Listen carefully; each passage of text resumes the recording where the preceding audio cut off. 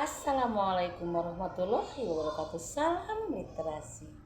Jumpa lagi dengan saya Popon Sophia, pendamping tim SMA 1 dari SD Jahannya 2 Kecamatan Cikancung pada tantangan Lex Samberdas tahun 2024 pada tantangan bulan April, yaitu mereview sebuah buku karya anak bangsa dengan judul Ancil si Putri Semut, sebuah buku fabel karya Regina Kesia Trisilia. Untuk itu, sebagai apresiasi terhadap karya anak bangsa dari seorang siswa SMP di Kabupaten Bandung, pada hari ini saya ingin menyampaikan isi dari cerita fabel tersebut sebagai rasa bangga saya dalam mengapresiasi hasil anak-anak yang mesti kita berikan apresiasi yang luar biasa. Baik, di buku tersebut diceritakan tentang kisah seorang putri raja semut yang mula-mula merasa dia itu tidak percaya diri akan keadaan tubuhnya. Baik, pada suatu hari, seorang putri semut yang bernama Ancil ingin berjalan-jalan di sebuah hutan belantara. Dia bermaksud ingin menghadiri perayaan ulang tahun sahabatnya, yaitu seorang anak manusia berusia 3 tahun yang bernama Rudy yang sedang melaksanakan perayaan ulang tahun. Dia pun berjalan dengan tertatih-tatih, terseok-seok karena sebetulnya tubuhnya itu gendut, tambun, kepalanya kecil, hitam, dan ukuran badannya agak panjang. Makanya dia merasa tidak percaya diri dan dia merasa jelek seorang putri bertubuh gendut atau berwajah tumpul. Itu dengan perasaan yang kurang percaya diri, dia berjalan tertatih-tatih menyusuri hutan belantara yang penuh dengan kerikil-kerikil yang tajam dan ranting-ranting yang sangat membahayakan. Dia pun menggunakan pakaian yang dianggap relevan sesuai pada acara peristiwa atau perayaan ulang tahun sehari. Dia menggunakan pakaian dari ranting-ranting yang dihiasi oleh ranting-ranting daun yang tidak kering-kering. Karena matanya kurang melihat alias rabun, jadi pakaiannya sudah berserakan copot karena terbanting pada batu-batu kerikil yang dilewatinya. Dia pun menggunakan sebuah topi yang besar. Itu topinya adalah pemberian dari nenek tercinta pada hari ulang tahunnya yang kemarin. Sebenarnya dia pun merasa tidak bahagia dengan pemberian topi tersebut. Dia pun protes kepada neneknya, "Nenek, kenapa hanya sebuah topi yang jelek yang nenek kasihkan kepada saya di ulang tahunku? Tidak ada lagi barang yang sangat indah nenek berikan kepada saya.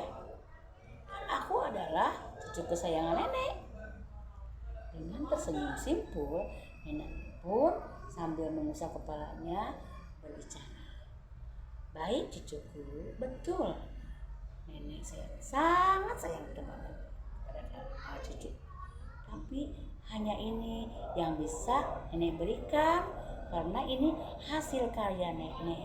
Ini kreativitas nenek membuat sebuah topi besar untuk melindungi kamu dari sengatan matahari, karena matahari akan menyengat tubuhmu apabila kamu tidak dilindungi oleh topi."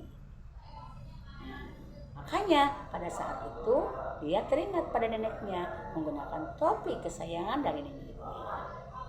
Namun karena matanya rabun, dia itu tidak tahu bahwa di depannya ada seekor makhluk yang dianggap aneh. Dia menabraknya. Makanya makhluk tersebut menegurnya sambil mengolok-olokkan si anjing. "Hei, makhluk kecil, matamu kemana? Aku yang sebesar ini kau tabrak." Nah, anjing pun merasa kebingungan.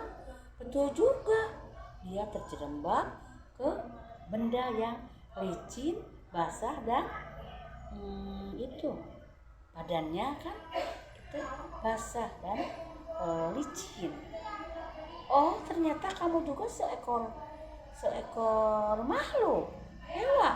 "Betul, aku ini siput darat yang gagah.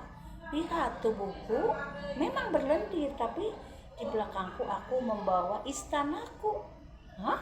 Istana? Bukankah itu gunung?" Ini bukan gunung, ini rumahku, kebanggaanku.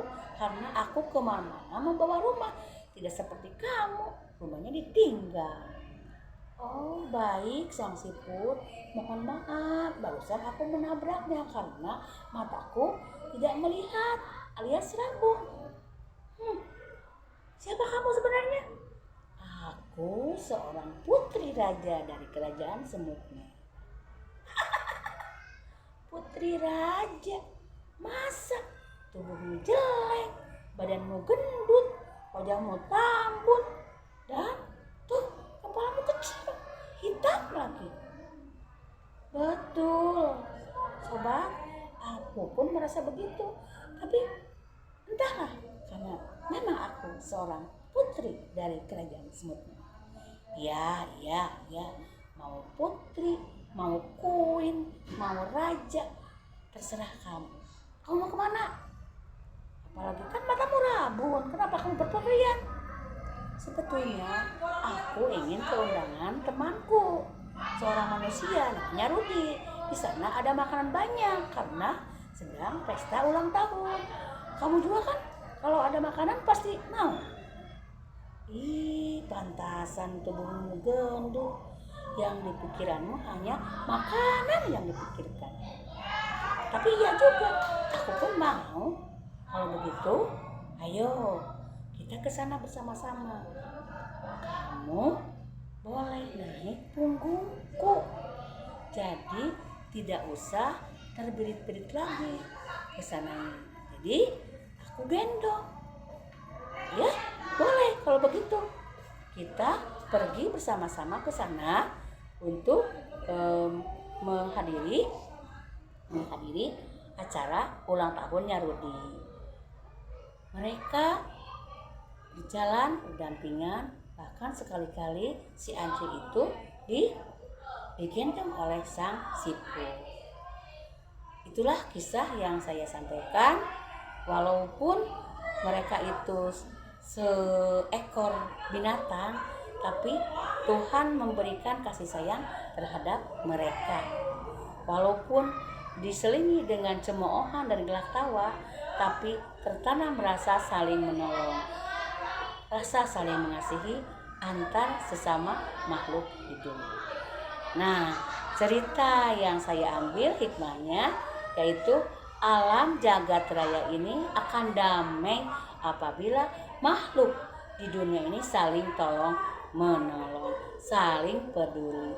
Jangankan manusia, hewan pun selalu saling tolong menolong. Demikian ceritanya. Sekian dari saya. Billahi taufiq wal hidayah. Wassalamualaikum warahmatullahi wabarakatuh. Salam literasi. Terima kasih.